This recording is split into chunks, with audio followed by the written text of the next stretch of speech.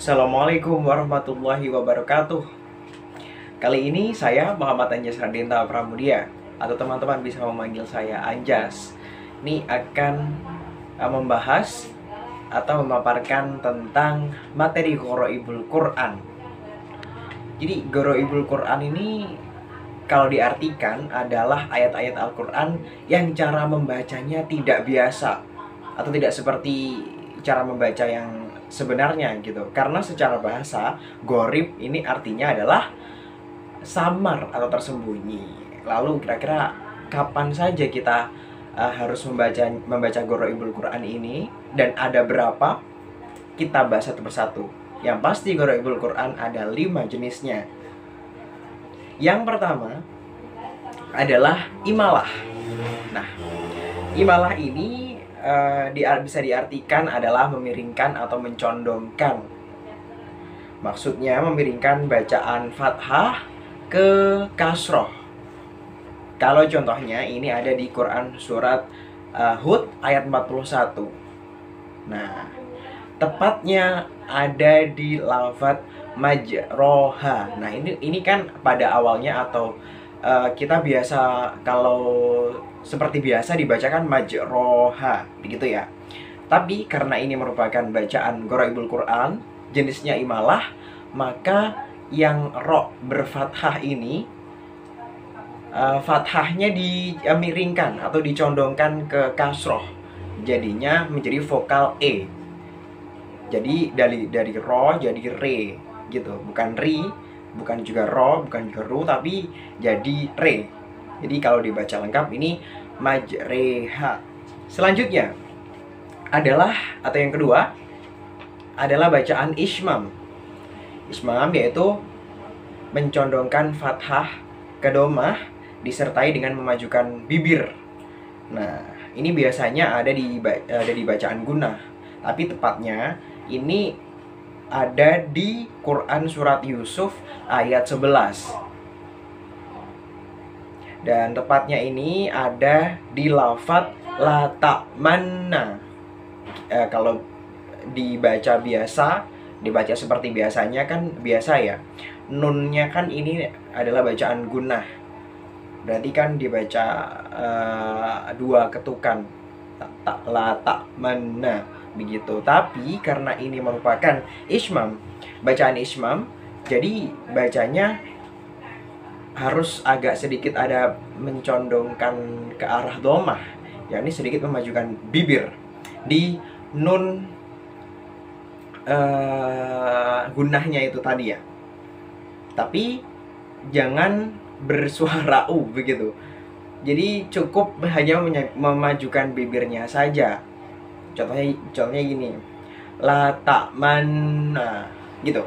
Jadi bukan la ta'manna, bukan juga la ta'mannuna, tapi la ta'manna gitu. Jadi cuman dimajukan bibirnya seolah-olah membaca atau mengucapkan vokal domah atau u gitu. Selanjutnya atau yang ketiga adalah bacaan tashil.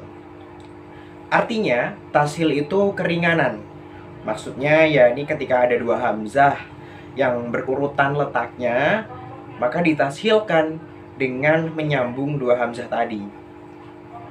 Biar nggak bingung, kita langsung lihat contohnya ya di Quran surat Fussilat ayat 44. Nah, tepatnya itu di lafadz al-jamiyu. Nah, ini kan ada dua hamzah yang berurutan al. Nah, ini asal muasalnya ini dari orang Mekah yang kesulitan kalau membaca di penggal a jamiu gitu. Jadi bacanya diberikan keringanan, jadi dimuluskan gitu. Kalau a jamiu kan kelihatan penggalannya ya. Jadi dimuluskan a jamiu gitu. A jamiu gitu. Jadi nggak dipenggal, jadi penggalannya nggak kedengaran a gitu. Selanjutnya yakni adalah namanya ittiqau sakanain. Nih, artinya memindahkan kalau secara bahasa. Maksudnya memindahkan harokat ke huruf sebelumnya, atau alif lamnya tidak dibaca. Jadi kita langsung masuk ke contohnya saja ya. Di Quran surat Al-Hujurat ayat 11, di lafadz bi'sal ismu. Bi'sal ismu kan pada awalnya ini dibacakan bi'sal ismu. Alif lamnya ini merupakan alif lam qamariyah, jadi dibaca kalau pada awalnya ya di seperti biasa, tapi ternyata tidak dibaca. Jadi langsung diteruskan seperti seakan-akan tidak ada alif lam di situ yang dibaca gitu.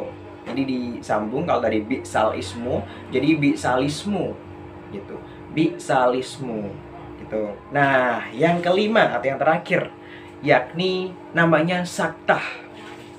Artinya sih kalau secara bahasa diam, maksudnya tuh berhenti sejenak, satu alif atau dua ketukan. Tapi bukan wakof ya teman-teman, karena ini nggak boleh ngambil nafas ketika berhenti atau ketika diam. Contohnya ini sebenarnya ada banyak. Ada di Quran surat Al-Qiyamah ayat 27. Ada juga di Quran surat Al-Kahfi ayat 1 hingga 2. Ada juga di surat Yasin ayat 52. Ada juga di surat Al-Mutaffifin ayat 14. Nah, saya ambil contoh salah satu ya, di Al-Qiyamah ayat 27.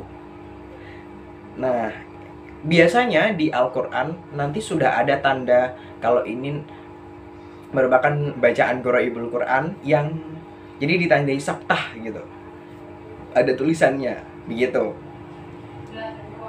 Jadi kalau dilihat di ayat 27 surat Al-Qiyamah ini, saktahnya kan ada di antara man dan ro, gitu kan. Nah, berarti setelah man itu harus berhenti dulu, dua ketukan atau satu alif, nggak boleh nafas, baru disambung dengan ro. Nah, tapi ini kan ada nun mati yang bertemu dengan ro, berarti nunnya harus masuk ke dalam huruf ro ya. Jadi bukan man tapi mar. Mar spasi ro gitu. Jadi ibaratan aja spasi gitu. Jadi bacanya bukan man waqila marroq gitu. Itu kan berarti langsung kan. Harus ada jedanya. Waqila marroq gitu. Baik, itu tadi adalah 5 bacaan Gharaibul Quran. Ada imalah, ada ismam, tashil, itiqau sakanaini, dan saktah. Nah, itu juga nanti yang mungkin teman-teman juga bisa aplikasikan ketika membaca Al-Quran.